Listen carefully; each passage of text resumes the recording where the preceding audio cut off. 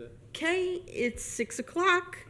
I'd like to call to order the March 19th, 2025 meeting of the Code Enforcement Review Board. Welcome to all attendants, my fellow commissioners, township staff, and residents. Just a friendly reminder to silence your electronic devices at this time. Julia, could we have a roll call, please? Ms. Baldwin? Here. Ms. Ferris? Here. Mr. Henson? Here. Mr. Schaefer? Yes, here. Ms. Westfall? Here. All right, let's do the Pledge of Allegiance, please. Pledge allegiance to the flag of the United States of America and to the republic for which it stands, one nation, under God, indivisible, with liberty and justice for all.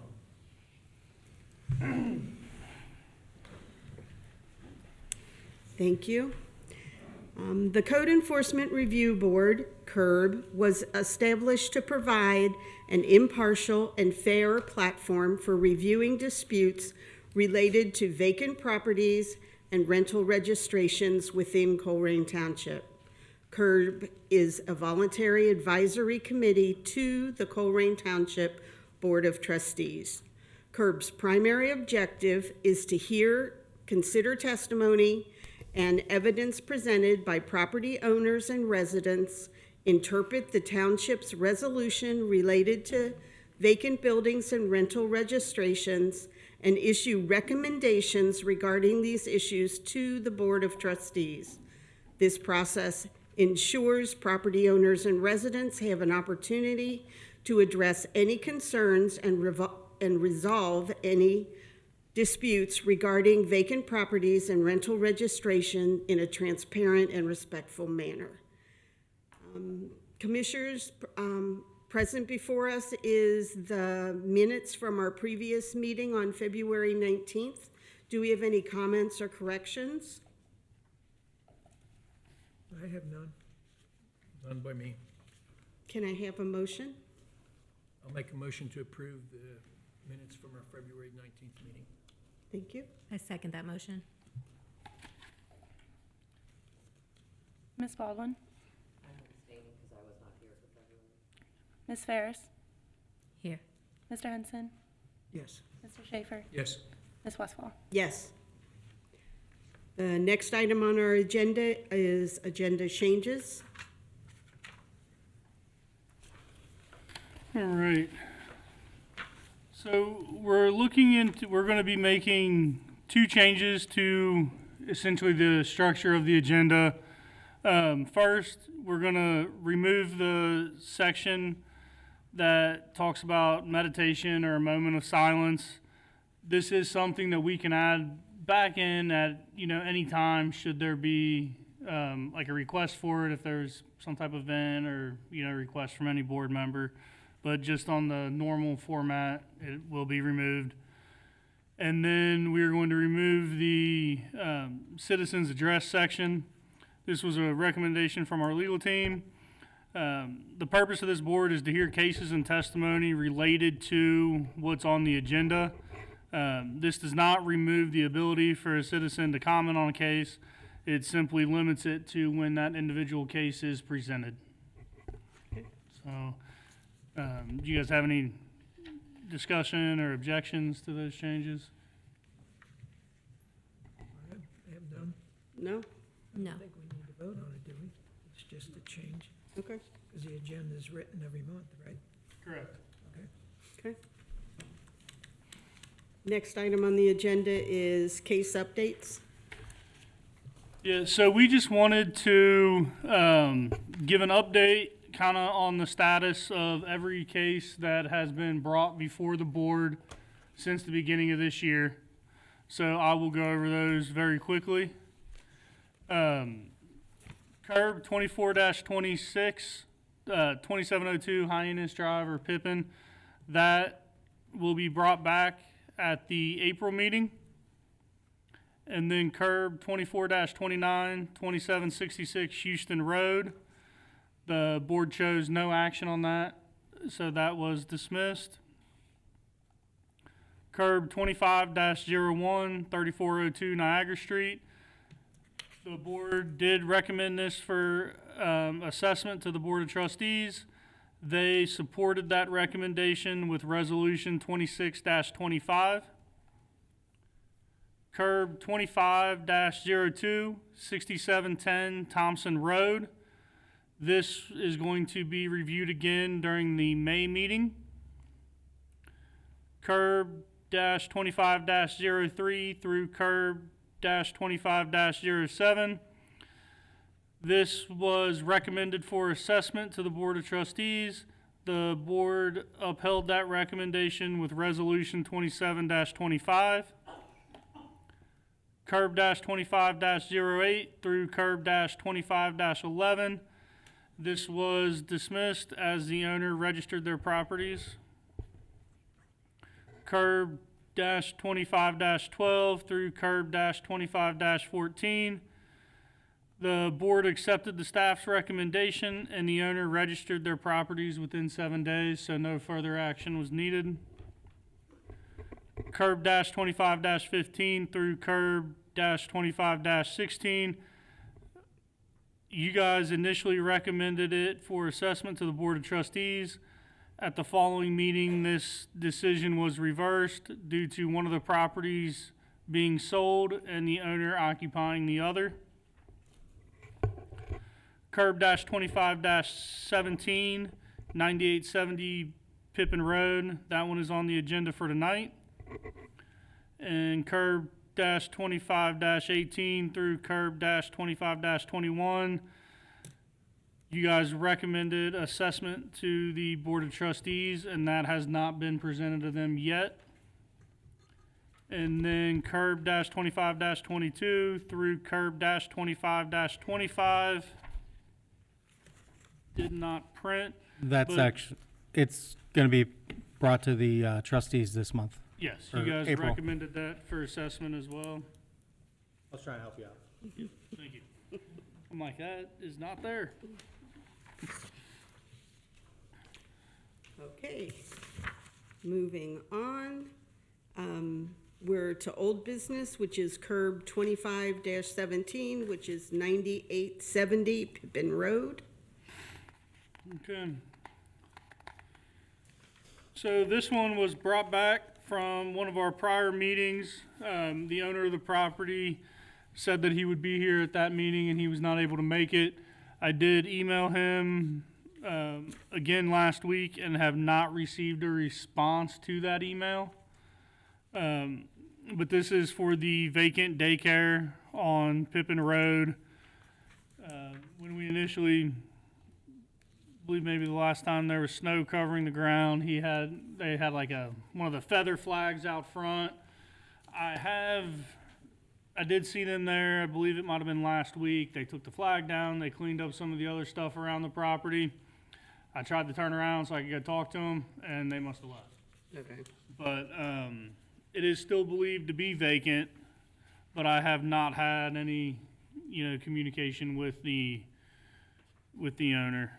They didn't have any snow removed in any of the latest snowfalls, or at least I didn't see it. Really, there was only the big snow. Yeah. And that it was didn't look early. like, when I've talked to him on the phone, when he first got his letter, we had a good conversation. He said that essentially the people that own the business, I believe one of them was having some health issues and they had two facilities and they couldn't, maintain two while dealing with those health issues, but that their plan was to open back up, but he did not have a timeline. Okay. And I have not had any contact with him to get any kind of update. Overall, the property's in okay shape. There is, a little bit of damage or repair work that could be done right above that first kind of awning line. But there was a little bit of trash. They've cleaned that up, but I've not seen, a whole lot of activity there. It is still empty. There's a business there, and all of that, the items that business uses to function, they still are all in. there. Okay. The business is not operating right now, in my opinion. Okay. They still have a lease. They do still pay, he did say that they do still pay him rent and that they do plan to open back up, but they were working through some health issues. So is it registered as rental property? We don't register commercial rental property, only residential. Okay.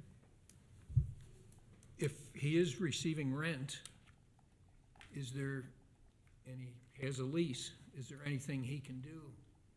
I mean, he can't help that the tenant is not doing anything there. Correct. So can, That's why this one's he kind of, has no authority to, he can't lease it to somebody else. I would not believe so. That's why this one's kind of a little more unique than some of our other ones. Well, I guess if he's keeping the property, if the owner's keeping the property up and there's no violations, I mean, there's really nothing for No, us I to mean, the do. violation right now is that is or is it not vacant in your guys' opinion? But who do you cite if it's vacant? Everything we do goes to the owner in the form of an assessment on their property taxes. Okay, but relative to the owner, it's not vacant, it's leased, and he's receiving payments for it. He can't do anything about the tenant, especially if they get health conditions. And if they do have another facility that they are operating, it seems like they are a legitimate business. But this was an individual who was supposed to come last month to explain to us what was Yes. going on with the business, correct? And Yes, then he we was- extended it to this meeting, thinking they Yes. may come, correct? He reached out after receiving his initial letter. So there hasn't been a long, process with letters and everything. He reached out immediately. Told him, I'm like, I can't make the decision on whether, we're gonna view it as vacant or not. That's why we have this board. And it's for you guys to hear, but he has not been here to provide any testimony. I don't see where we really need to take any action if all the equipment and everything is in there, and based on the conversation you had with the owner, I don't see where there's really anything we need to do until such time that there's some sort of a violation of the property based on the criteria set on vacant buildings. And that's why we wanted to bring this forward to you guys. That's why we can't make it up how you guys are going to rule. That's why we feel it's important to bring everything to you and let you make the decision. We can't go out there, find them, be the judge, the jury, and make the decision on the street. We feel it would be unjust and they wouldn't have due process. So that's why we want to bring everything to you guys and let you make a decision and have the discussion. Right. I do agree with what a lot of you are saying about it, that being leased, and therefore it's not vacant, but the issue is there is issues with having vacant buildings sitting without anybody regularly being in them. So I don't know that I would feel comfortable assessing it currently, but I do think we need to look at it again in the future, because how long is too long for that building to sit vacant with nobody? I'm sorry. Try that again, sorry. I'll say that again. I understand like everybody's point and not wanting to punish the landlord for the tenant not running the business, but the reason that we look at vacant buildings is to be sure that they're being properly maintained and somebody is in there on a regular basis as a security factor. So as much as I'm like, I don't want to assess something now, I do think we need to visit it, because how long is too long for that building to sit vacant and not be operating as a business? And I know assessing against the landlord doesn't seem fair, but he can approach the tenant and also assess it back to that tenant. So that's who's paying it, I don't think should be our concern. It's whether or not we do believe it's truly vacant. And you did say that they cleaned up some of the stuff in the back that was an issue. When you drive by, you can see, a lot of like kids' items still in the back. There was a little bit of stuff on the side. It looks like they cleaned that up. They took down the, I Flag. don't know, the flag now hiring sign, Okay. you know, that blows real tall, skinny ones. They took that down. Other than that, there's been no real change. You know, if I was going to recommend anything, I'd recommend we try and get him in here so we can find out a timeline before we make before you guys make a decision either way. And maybe that'll push him to figure out what's going on with the tenant. Yeah, because I mean, If at they're this, taking down the sign, we're not hiring now, maybe that situation is changed. it could be possible. That's why, you know, like I said, if I were to make a recommendation now, it'd be let's try and get him back in here in April and go from there. I agree with you, Nick. My concern is that the landlord is concerned about getting the rent. He's not really concerned about if the business is running or not, so. I mean, that's what he's gonna do, so. I mean, it could be sitting there for 6 months, you know, Right. empty, well, not running. Do we know how long his lease is? I do not. Okay, that might be another avenue Good we can question go. to ask, yeah. Does that, someone want to make a motion? Or are we still discussing? I'll make a motion that we postpone a decision until we hear from the owner. But also, I would think it'd be appropriate for us to see what the term of the lease is and how much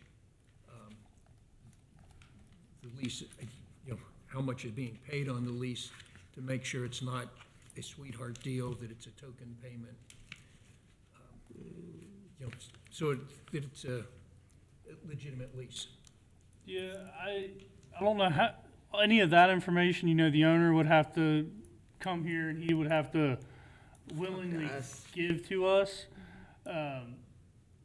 But if we're wanting to make a motion, to postpone, we just need to give, A date. make sure that there's a meeting date in there for us to put on notifications.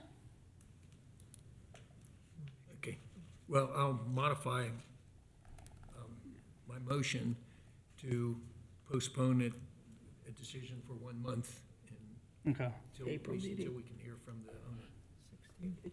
Yeah, So I believe that meeting date would be April 16th, if I'm not mistaken. yeah. I'll second. Ms. Baldwin, Yes. Ms. Ferris, Yes. Mr. Henson, Yes. Mr. Schaefer, Yes, Ms. Westfall. Yes. And that concludes the items on the agenda. Our next meeting will be April 16th. I'd like to thank everyone for coming, and the meeting is adjourned at, I don't know, 6:18?